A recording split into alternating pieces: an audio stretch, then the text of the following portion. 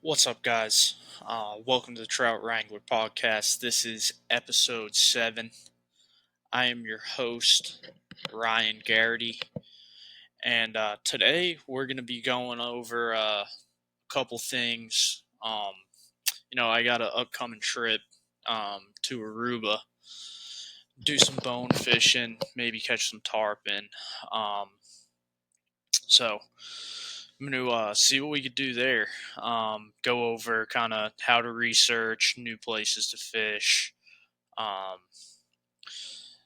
where I go to find ideas of places where to fish, and kind of how to do it the right way.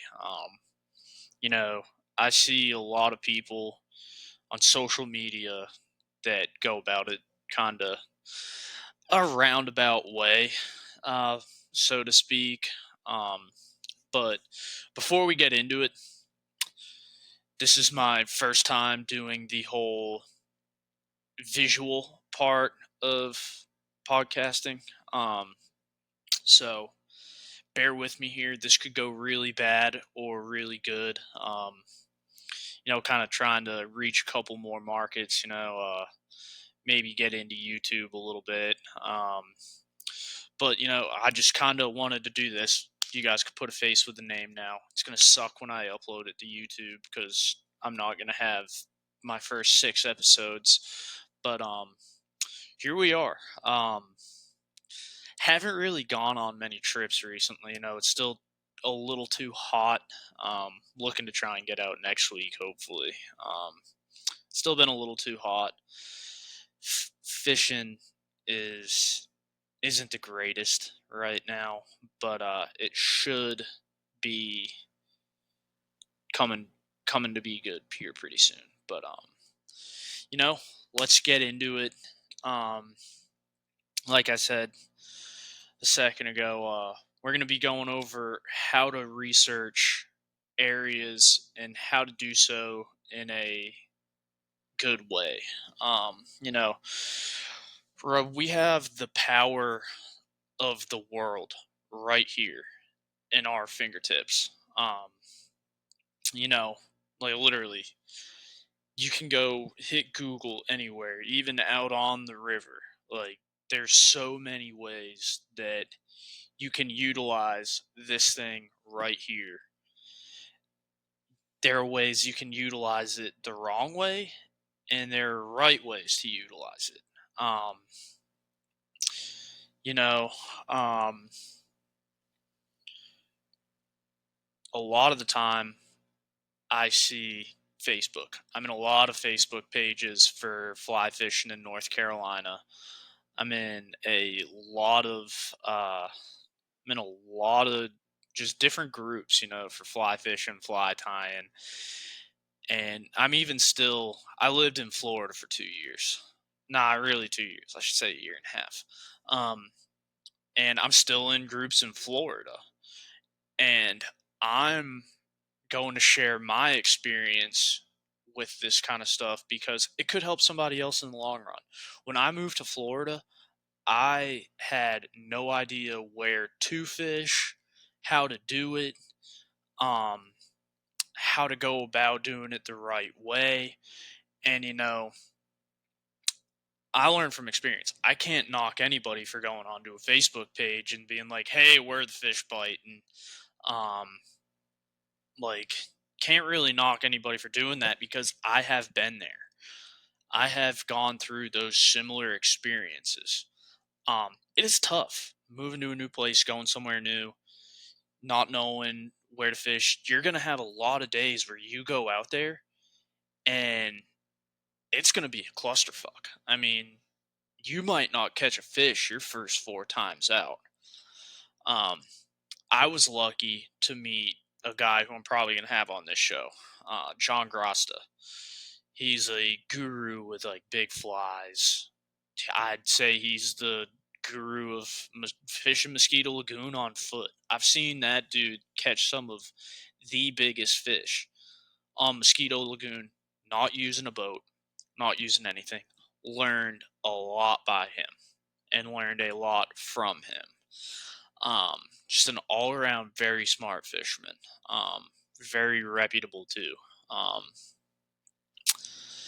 But before I even got to there, learning from him, I was in a forum. I think it was Florida, Florida saltwater fly fishing, and I would just scroll through there, look for places, type in town names, um, just fly fishing, and like I'd watched a couple Mosquito Lagoon fly fishing videos. I'm pretty sure I watched Blair Wiggins when I was like 14 fly fishing Mosquito Lagoon. So I just typed in Mosquito Lagoon fly fishing on foot. I figured out a place. It's kind of a community hole now, but I'm still not going to mention it just to keep that tarpon population there um, healthy, I should say. Um,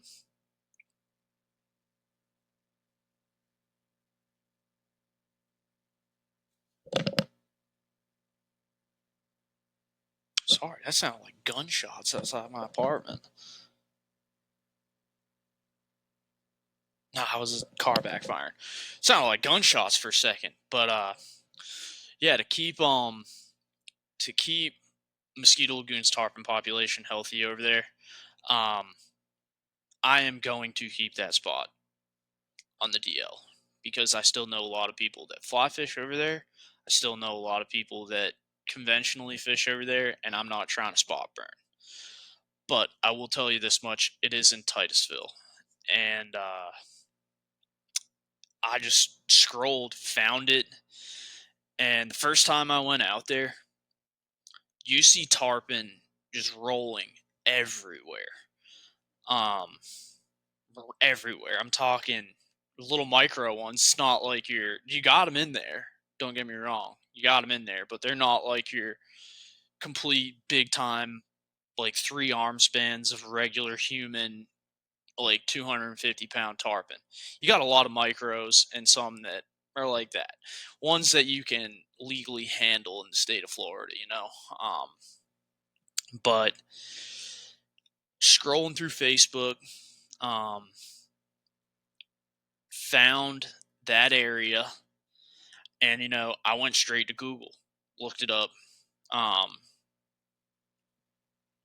yada yada yada, fly fishing, um, figured out what flies I need to tie and throw, um, figured out what was there, access points, um, where to park, uh, just kind of like all around what to expect when I got there.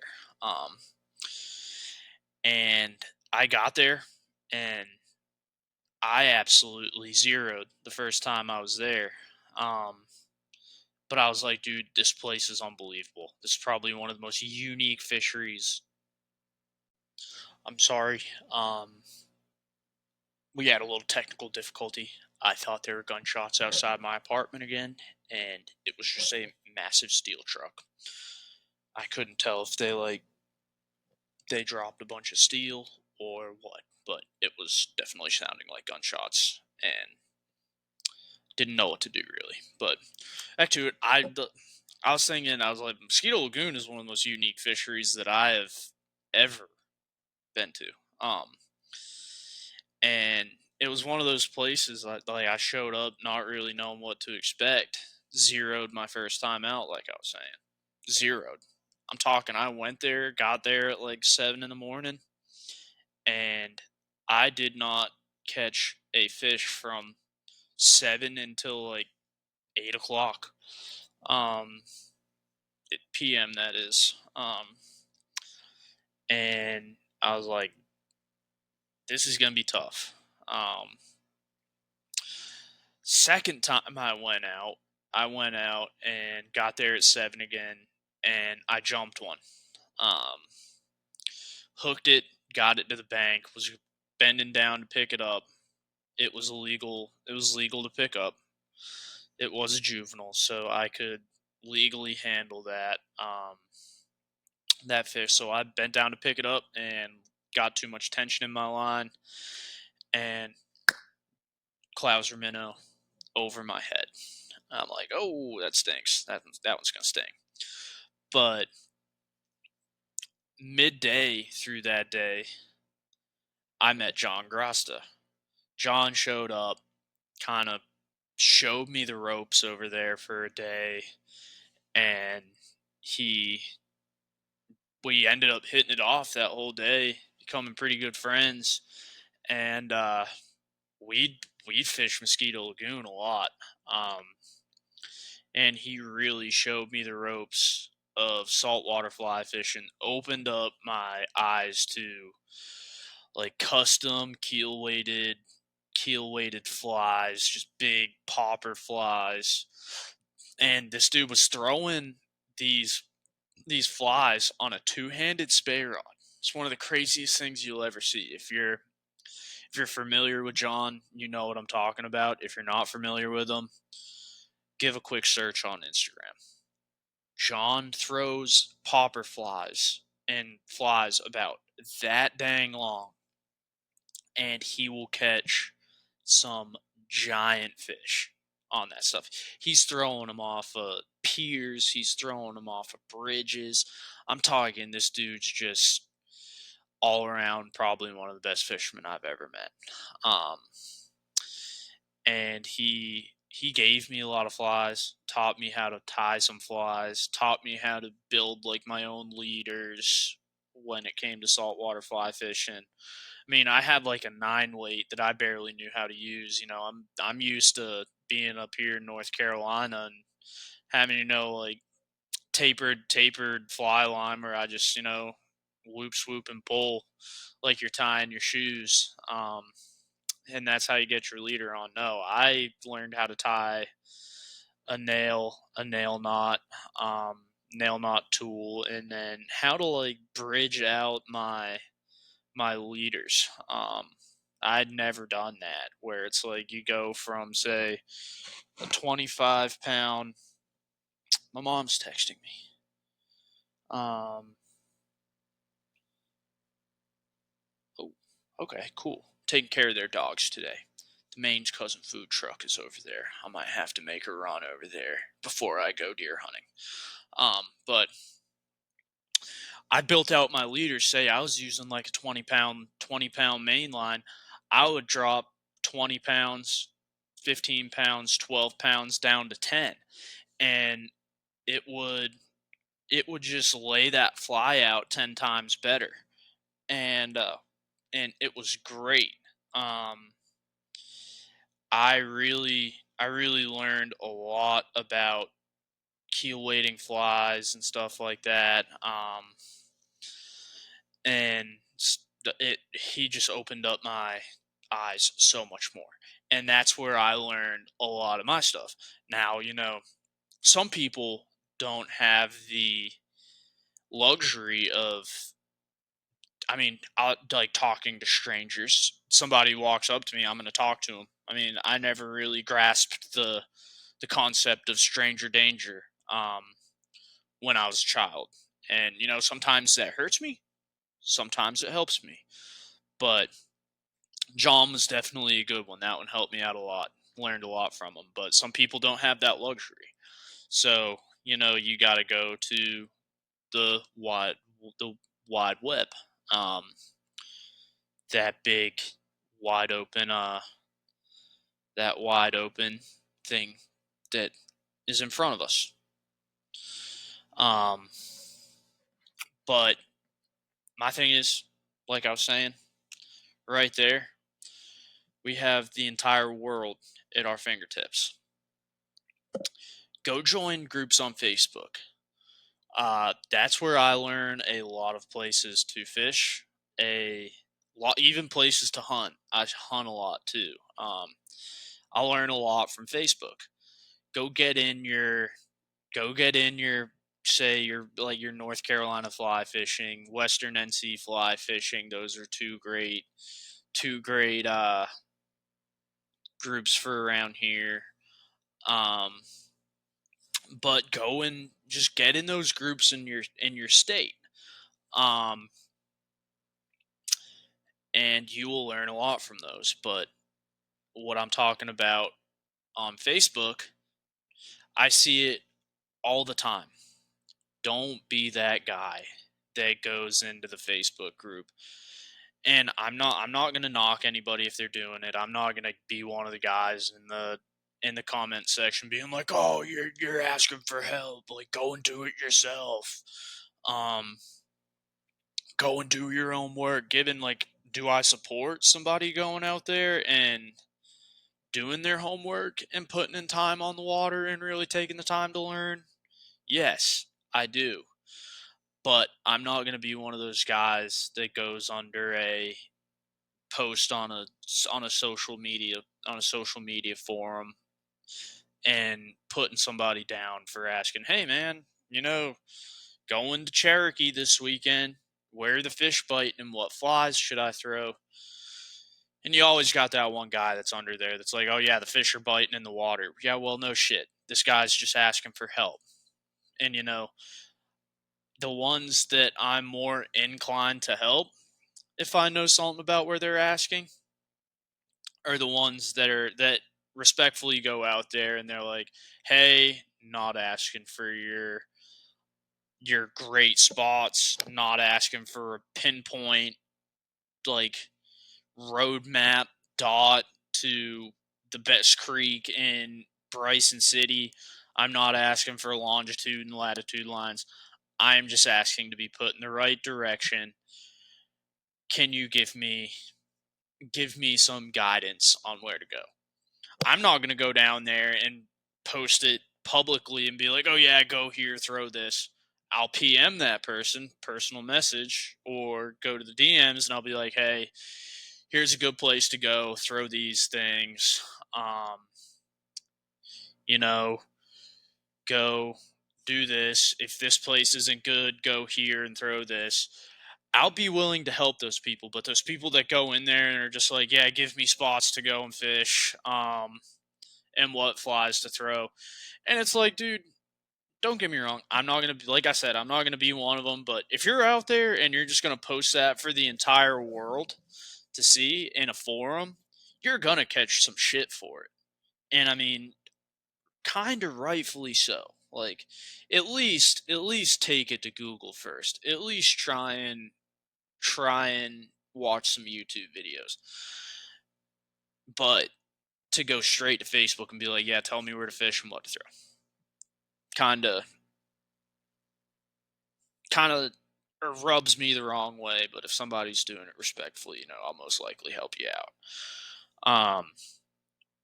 But my thing is, before you even run to Facebook, go to Google. Um, Search up a place, like where to go, a town you're going to, and just say like, "Yeah, Bryson City fly fishing," and something will pop up. I mean, you can Google anything and something's going to pop up. Like earlier today, I saw this funny meme of a lady. It was a Chinese lady singing a song, and I thought it was funny, and I legitimately looked it up, and it was funny. I looked it up. I found it in 2 seconds. Um, I might be able to clip it because I think it was kind of funny. So check this out. I found it. We'll get everybody for a little bit of a laugh here for a second. Um,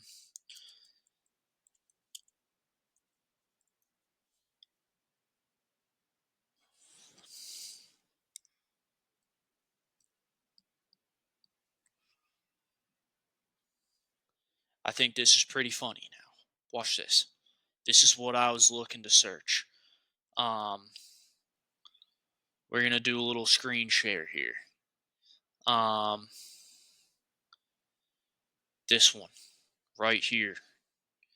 Now check this out. Check this out. This one right here.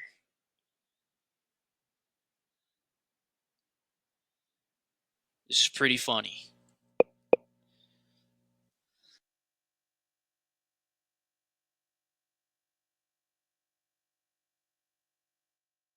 No! Yes, here it is.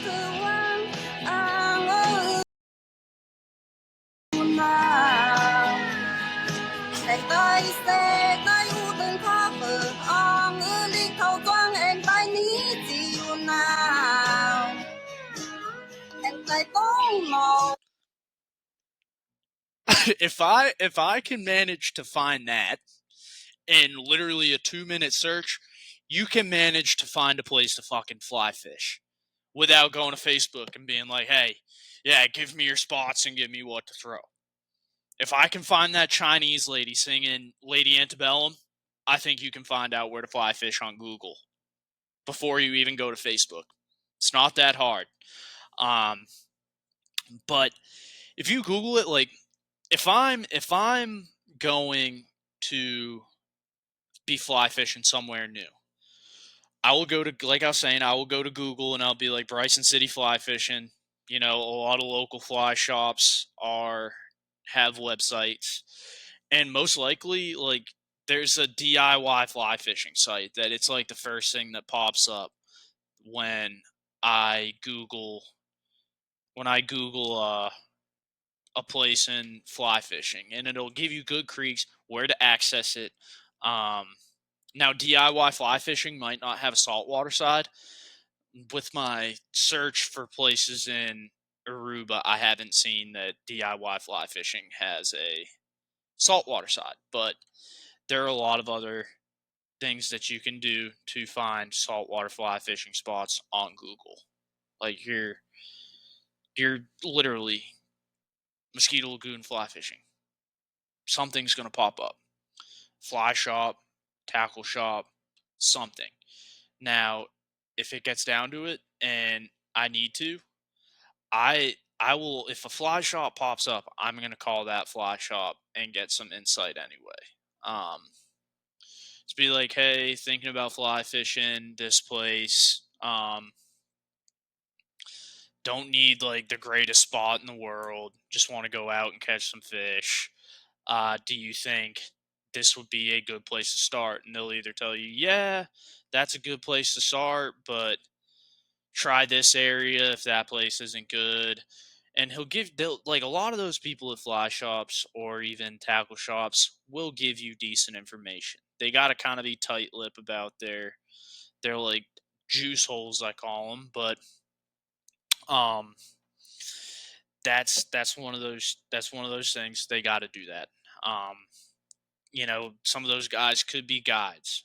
They have to they have to protect their livelihood, because some of these guys are out there and that's how they put food on the table for their family. They don't want somebody that's just out there fun fishing taking that's essentially me going out to like a private water place, trespassing on it, and going and just being like, "Oh, yep, I'm going to I'm essentially taking food off that guy's table." Imagine most people have a family.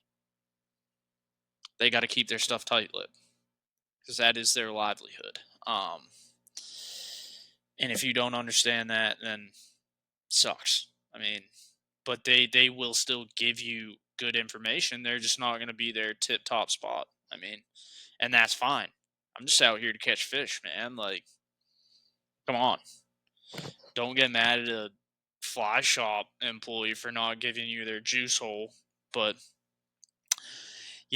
after Google, um, there's YouTube. I mean, after I go to Google, next thing I'm doing, or Google already pulls it up, is say that destination with like that destination and followed by fly fishing on YouTube. And some places no YouTube video will pull up. Um, Other places you'll have literally like a Rolodex of dang YouTube videos that pop up. Some better than others, some longer than others, some more informative than others, but I go through as many as you could just to learn something out. Now, I'm not sitting there like deciphering the background of a video. Um, nor should anybody else do that. That's one, hard. And two, I mean, it's kind of one of those things where it's like come on now, like, you know a little bit better than that. But um, apps are also a good thing. Like, I'm a big user of Trout Routes. Trout Routes, great app. I mean, it'll give you like decent spots to go. It'll mark spots to park. And before I go somewhere, I will always go to Trout Routes and kind of like look at the route I will be going, and I will plan, like, say something happens. I know where there's going to be a say a ranger station or somewhere that if shit hits the fan, I can go and I can find somebody that can give me help, or somebody that can get me in contact with somebody that can get me help if I don't have cell phone service. Um, Trout Routes, on water. I think on water might be the one that's essentially. I think it's owned by OnX, but it's essentially a fly fishing or fishing version of OnX, which is pretty cool. OnX is a great app if you're in the hunting space. Even OnX with fly fishing is a great app in that space. Gives you all the landowner information, private water, same potato. Um, but that's one of those things that it's a huge help. I mean, you look at, like, you wonder, like, I always wonder. It's like I'm out there fly fishing. I'm like, how did they do this? Like, did they carry maps in their backpack, like a like a atlas kind of thing, and they'd mark where they're at? It's like, I don't know how somebody fly fished without this right here. Um, but all those help. I'll drop some apps. I just named a couple of them there. Now, a lot of people will probably be like, "Oh yeah, what about that Fishbrain app?" I don't I don't find that Fishbrain app to be very helpful. Um, that's just me. I'm not gonna download an app that's just thousands and thousands of people sitting there posting pictures of their fish that they caught somewhere. I think that attracts more crowding to some of those fly fishing spots. It's like, we already have enough pressure on some of these fisheries anyway. Why create more? But it's always going to be there. I mean, there's billions of people in the world. Everywhere you go these days is going to have some kind of crowd, but kind of cut down the crowd a little bit more. Keep your spots a little on the DL. But another thing I use a little bit is Instagram. I don't use Instagram near as much as I do Facebook. But I think here, like, a lot of people will use Instagram, and they will they will try and decipher every little piece of the background of somebody's photo. Um, like, anything. My girlfriend's calling me. Good God.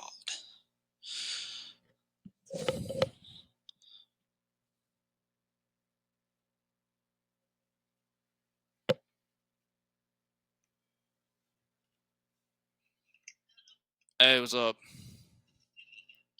No, I'm filming my podcast. You're good. Nah. Yep, it's all good.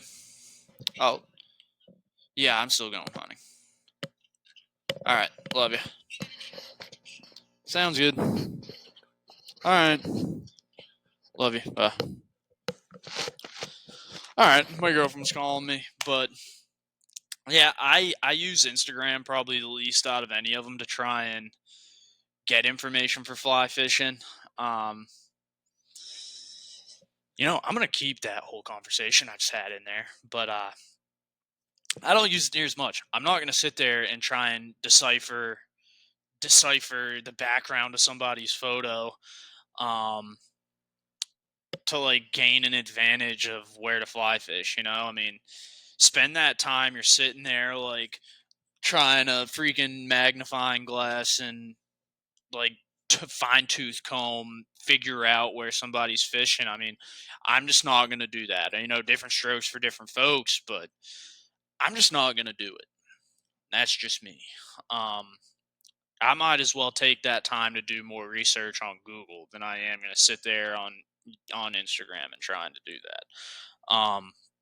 But another thing I like to use, it's not as much an app, it's a function in Trout routes, is you can click like a dam station where you can go and see what the water flow is.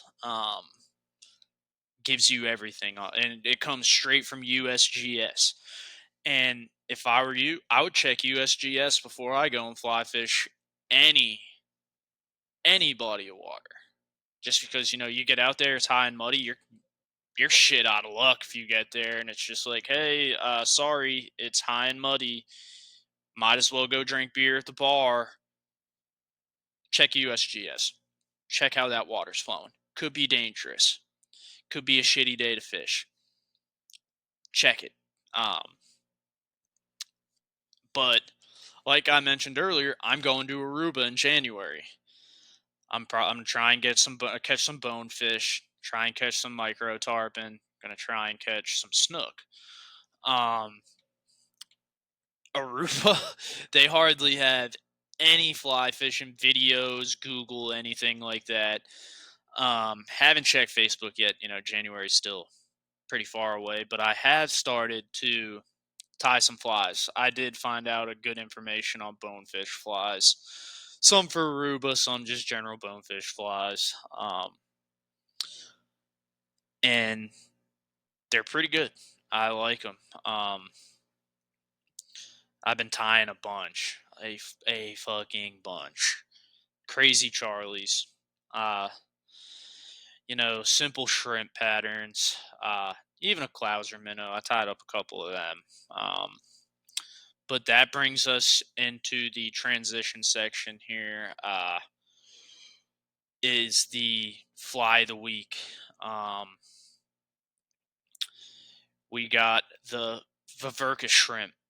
I tied one of those the other day. I'm actually going to go and get it because I have it. I have it literally right next to me. I can edit this out of me going to get it, but I'll be back in 2 seconds.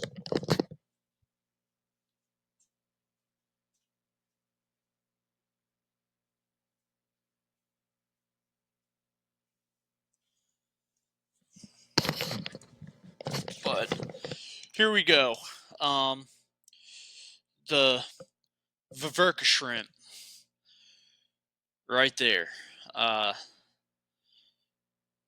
Great fly. Um, this one isn't the greatest one I've ever tied, but it was the first one I tied. But there it is, Veverka Shrimp.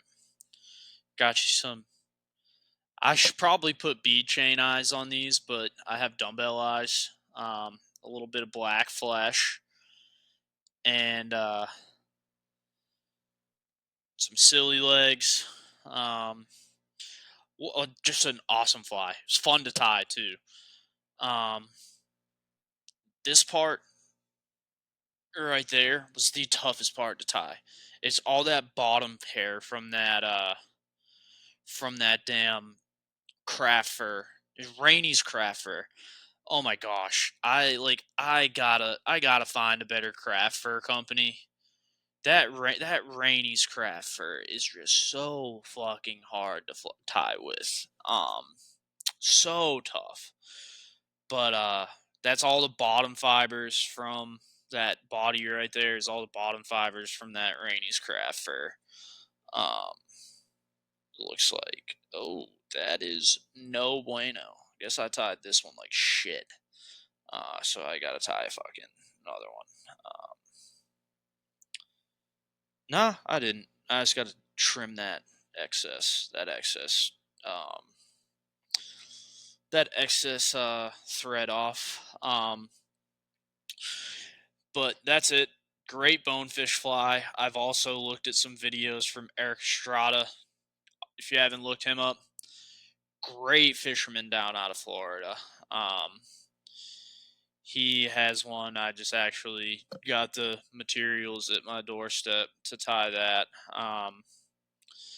So I'm gonna be tying some of those this weekend. Got to take care of my parents' dogs.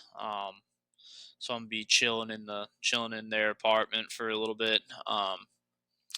So I'm gonna tie up some of them. But this week's fly of the week, the I think it's called the Veverka Shrimp. Um, there it is. But here's here's some crazy Charlies I tied. This thing stinks. I tied this. I am horrible at tying these. That is the worst shrimp pattern I think I've ever tied. I got the wrong chenille. Awful. Uh it's regular chenille. The recipe said what kind of ultra chenille. That's ultra chenille, and I got the absolute wrong color. I should have got tan. I got olive and a brown color. Um and it looks horrible. It just looks like a giant hunk of shit. That's one of the ones I tied for Aruba. Um, here's a simple shrimp pattern that I tied. This also isn't a great pattern that I tied, but a little simple shrimp pattern for Aruba. Um, that doesn't look too bad. Um, those weed guards are so hard to tie. Um, and I don't have the right color silly legs, but I think I could get away with that. Another simple shrimp pattern. This one sucks. This is the first one I tied. Just an absolute fucking horseshit simple shrimp pattern. Um, Look at that thing. It's just ugly. It is just ugly as piss. And then some crazy Charlies. There's the Veverka Shrimp, and then all those crazy Charlies I tied last weekend watching college football. But that's just a drop that dang fly box. That's just an absolute clusterfuck of crazy Charlies right there. Some of them are better than others, but still a bunch of good crazy Charlies for Aruba. Getting all set up for that. Better to get prepared early than late. So, yep, that fly of the week, the Veverka Shrimp. Um,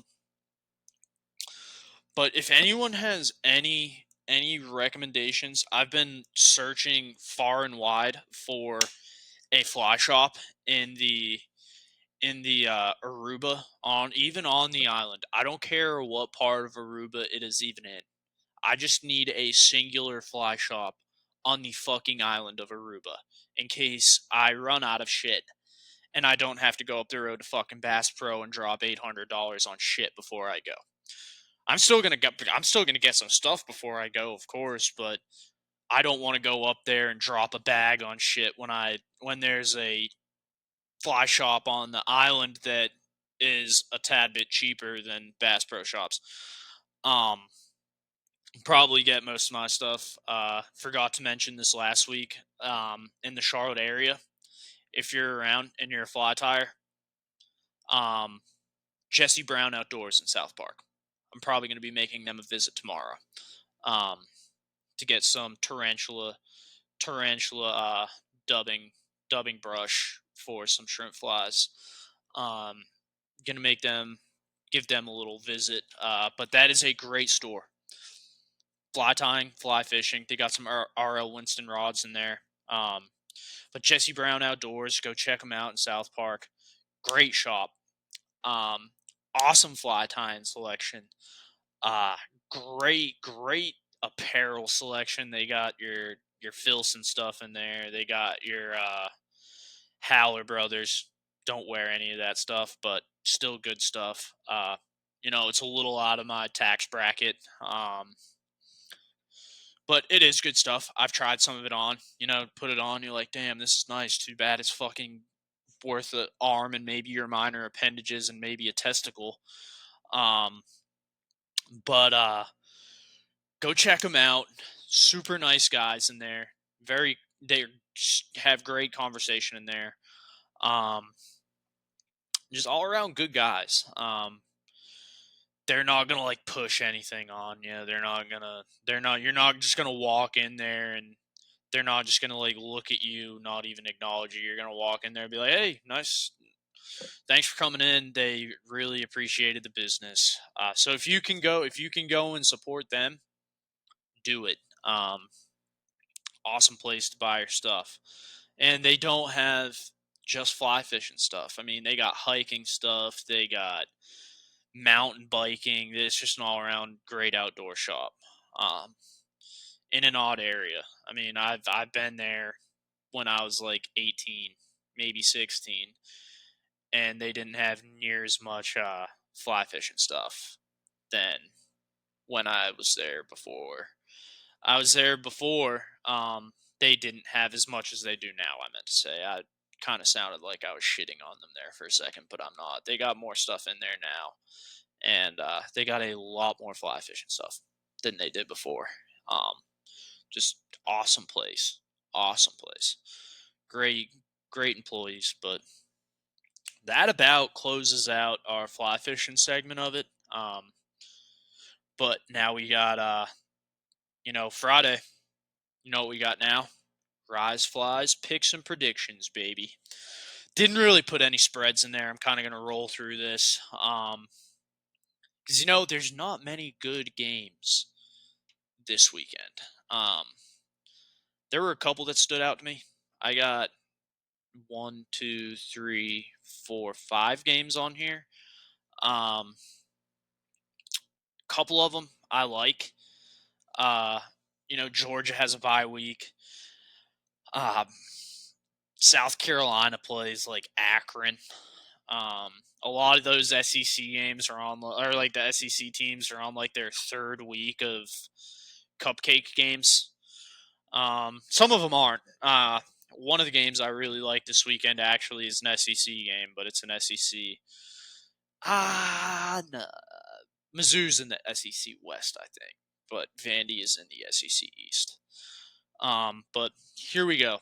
The first game I got on here is NC State Clemson. You know, that game could go either way.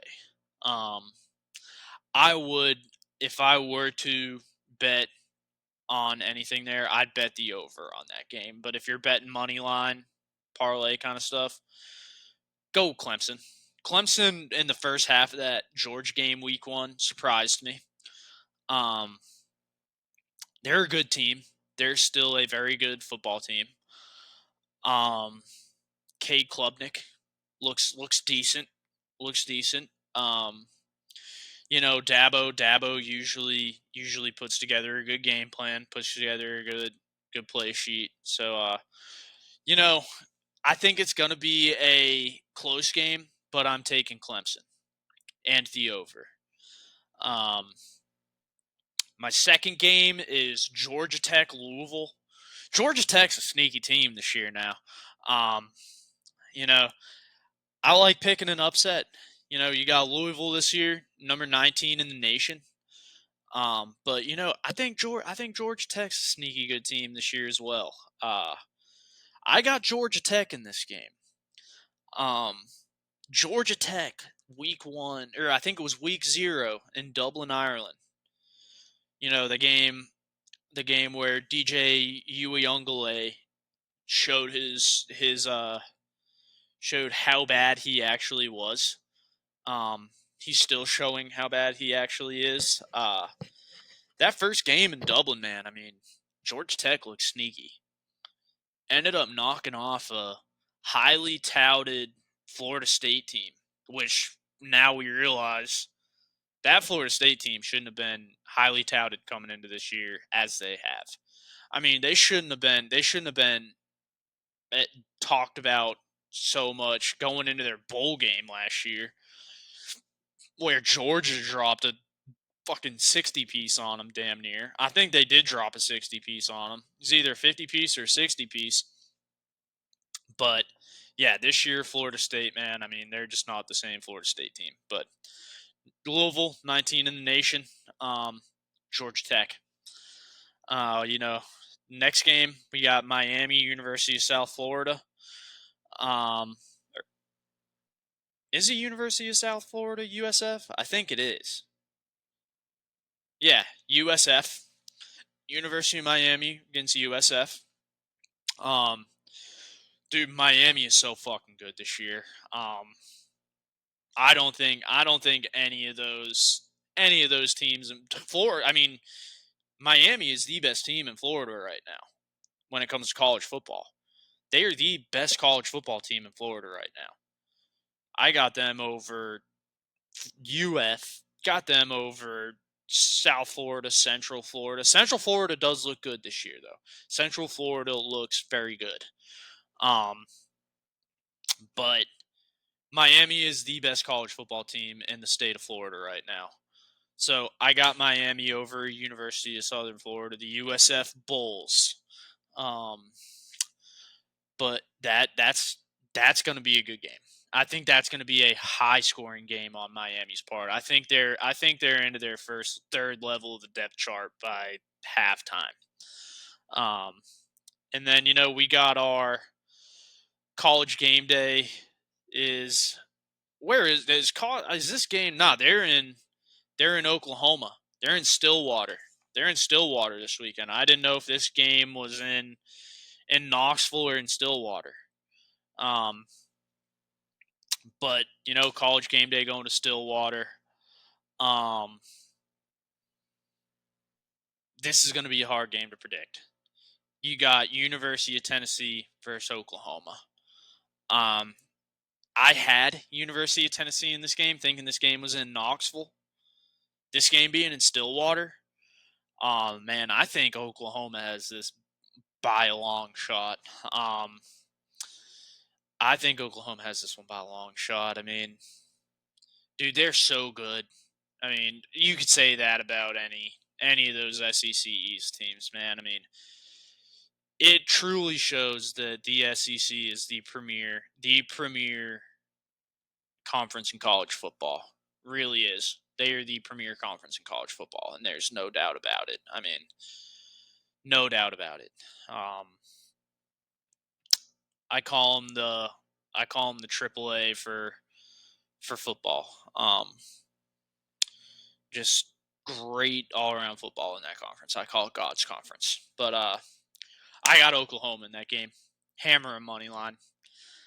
But also take the over if you want. I mean, I think this game's gonna be high scoring. So take it. Um those are my picks this week. Feel free to follow along, tail them if you'd like. My last couple weeks have actually been fucking horrible. But tail them if you'd like. But that's really the end of our show this week. I hope all this goes through. If you guys don't see a podcast posted, it's probably because I had technical difficulty, um, sadly. But yeah, so we'll see how it goes. Until next week. Again, this is Ryan on the Trout Wrangler podcast. Until next week, go up, wrangle some trout, wrangle some fish. I've been getting into the saltwater game a lot recently too, because I do like saltwater fly fish, but I've been getting into it because I'm going to Aruba in January, and that's one of those things that's been on my mind. It's just saltwater fly fishing. We had Ryan on last week, but next week I'm pretty sure we're gonna have a guest on, so you know stay tuned for that. I should be making the guest announcement middle of next week. Um, we're either gonna film on Thursday or Friday, so hopefully this all gets uploaded. If you don't see anything by 7 o'clock tonight or 8 o'clock tonight, I fucking shit the bed. So until next time, Ryan's out.